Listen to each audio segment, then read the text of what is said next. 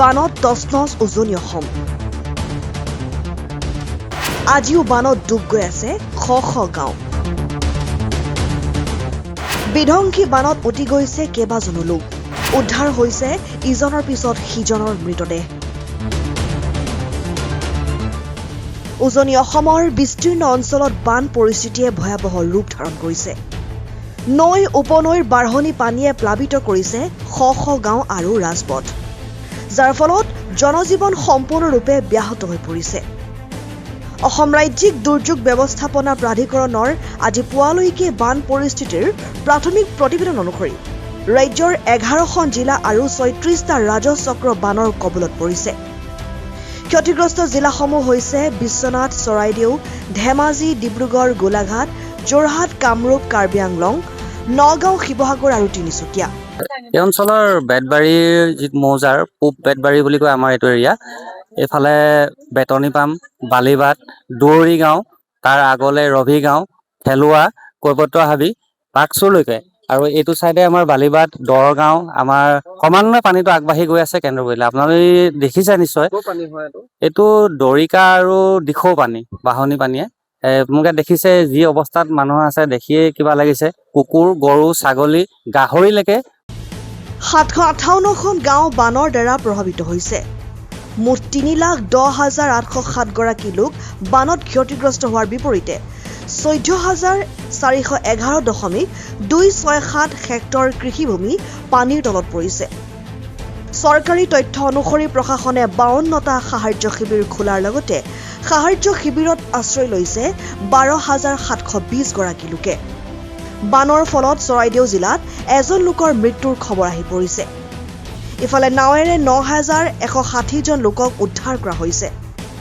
উদ্ধাৰ অভিযান এনডিআৰএফৰ 6টা দলে মুঠ 227 জন কৰ্মী আৰু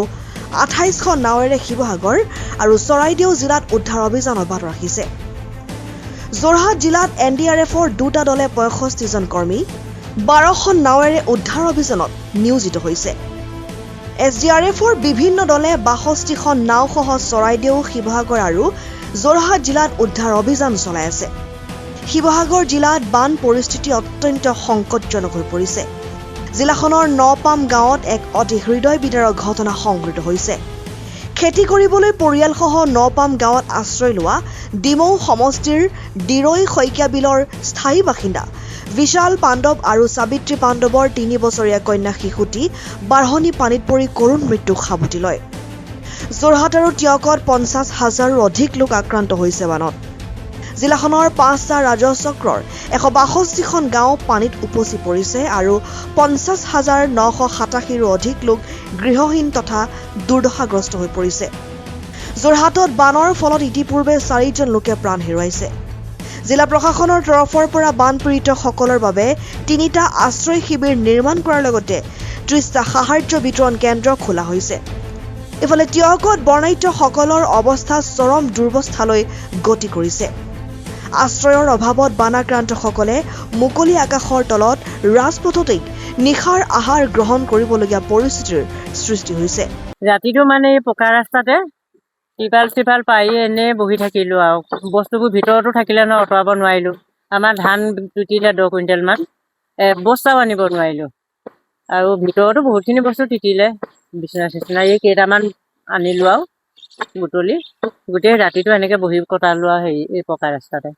গোলাঘাট আৰু মৰিয়নীত 2 জন লোক সন্ধানহীন হৈছে গৰু মহ আৰু সংসাৰ ৰক্ষাৰ বাবে জুৰুলা হোৱা নৈপৰীয়া ৰাইজৰ মাজৰ পৰা 2 জন লোক সন্ধানহীন হোৱাৰ খবৰ পোৱা গৈছে গোলাঘাটত সোমবাৰে পুৱা 11 বজাৰ পৰা মহ এৰাল দিবলৈ গৈ বাঢ়নি পানীত সন্ধানহীন হৈ পৰে বিনু হিলৈদাৰী নামৰ এগৰাকী মহিলা তেওঁৰ সন্ধানত এছডিআৰএফৰ দলে কছাৰীহাট অঞ্চলত উদ্ধাৰ অভিযান অব্যাহত ৰাখিছে মৰিয়নীত শহুৰেকৰ শেষকৃত্য সম্পন্ন কৰি ঘৰলৈ উভতাৰ পথত বাঢ়নি পানীত পবিত্ৰ নায়ক নামৰ এজন লোক উটি যোৱাৰ সন্দেহ কৰা হৈছে এছডিআৰএফৰ দলে লোকজনক উদ্ধাৰৰ বাবে ব্যাপক অভিযান আৰম্ভ কৰিছে বানাক্ৰান্ত অঞ্চলসমূহত এতিয়া এটাৰ পিছত আন এটা মৃতদেহ উদ্ধাৰ হৈছে শেহতীয়া খবৰ অনুসৰি নাজিৰাত 4টা মৃতদেহ উদ্ধাৰ হোৱাৰ বিপৰীতে বহুতৰ সন্ধান নাই মৰিয়নীত 2টাকৈ মৃতদেহ উদ্ধাৰ হৈছে কেইবাজনো সন্ধানহীন হৈ আছে টিয়কত এজনৰ মৃত্যু, সোণাৰীত দুজনৰ মৃত্যু, তিতাবৰত দুজনৰ মৃত্যু। এতিয়াও বহু ঠাইত বহু লোকৰ ঘৰৰ আন ব্যক্তিৰ সৈতে কোনো যোগাযোগ নাই। বানত তছনছ হৈ পৰা উজনিৰ বানাক্ৰান্তৰ মাজত এতিয়া লাগিছে কেৱল হাহাকাৰ। নিশ্চয়কৈ আচলতে যোৱা শনিবাৰ পৰা যি ধাৰাসাৰ বৰষুণ যোৰহাট শিৱসাগৰকে চৰাইদেউৰ যিটো আচলতে পৰিৱেশ হ'ল, জাঁজি নৈ হওক, টিয়ক নৈ হওক বা ভোগদৈ হওক, গোটেই এলেকা আচলতে বিচিত্ৰ আচলতে নোহোৱা নেদেখা যিটো বানপানী হ'ল, তাৰ ফলত আচলতে গোটেই অঞ্চল, গোটেই গাঁও বাগিচা বুৰ গ'ল। আৰু তেনেকৈ আচলতে বৈৰচাবি চেলেংহাট য'ত আমি আছোঁ, চেলেংহাট বৈৰচাবি পুৰণা লাইনত গোটেই একেবাৰে বুৰ যোৱাৰ সময়তে পবিত্ৰ নায়কৰ নামৰ যুৱক এজন, আচলতে পবিত্ৰ নায়কৰ লগত দেৱা নায়ক দুজনে তেখেতৰ শহুৰ দেউতা শহুৰক আচলতে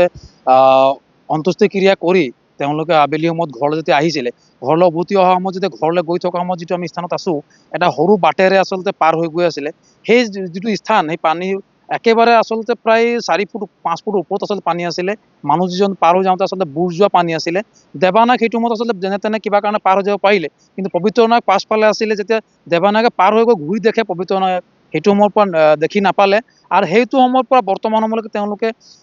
সন্ধানহীন হৈ আছে। আৰু যোৱাকালি ৰাতি ভাগত, গধূলি ভাগত আচলতে স্থানীয় ৰাইজ, স্থানীয় যুৱকসকলে, অৰ্থাৎ বিষয়ববীয়াসকলে বিচাৰ খোজাৰ অব্যাহত ৰাখিছিলে। আৰু কালি আচলতে যিটো পৰিৱেশ আছিল, বহুত বেছি পানী থকাৰ কাৰণে মানুহৰ ঘৰৰ মুধচেদি পানী পাৰ হোৱাৰ কাৰণে মানুহ আচলতে কেম্পত থাকিব হোৱাৰ কাৰণে জনসাধাৰণে এক ব্যৱস্থা গ্ৰহণ কৰিব নোৱাৰিলে। পুৱাৰ ভাগৰ পৰা